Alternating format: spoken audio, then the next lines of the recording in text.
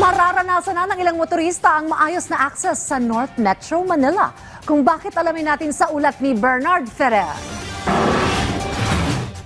Inaasang makatutulong sa pag-decongest sa pangunahing kalsada tulad ng EDSA, Commonwealth Avenue, Quirino Highway at Mindanao Avenue sa sandaling makumpleto ang NLEX C5 Northlink Project.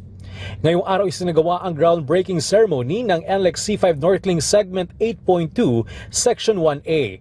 Pinauna nito ng mga opisyal mula sa Department of Public Works and Highways, Metro Pacific Tollways Corporation, NLEX Corporation, China Road and Bridge Corporation, National Housing Authority at mga lokal na pamahalaan ng Quezon City at Valenzuela City. Ang proyektong ito ay magpapalawig sa NLEX Mindanao Toll Plaza patungo sa Quirino Highway sa pamamagitan ng isang elevated expressway na maaring daanan lahat ng uri ng sasakyan 24/7.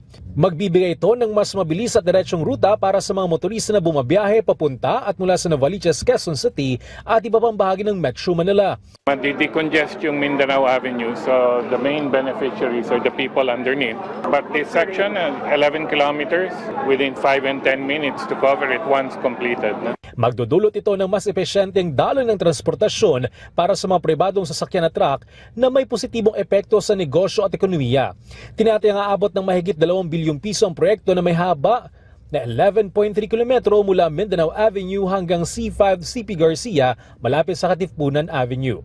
Unang sisimula ng Section 1A na inasang matatapos sa unang bahagi ng 2026. Tiniyak ng Quezon City LGU ang tulong sa mga pamilya na maapektuhan ng proyekto.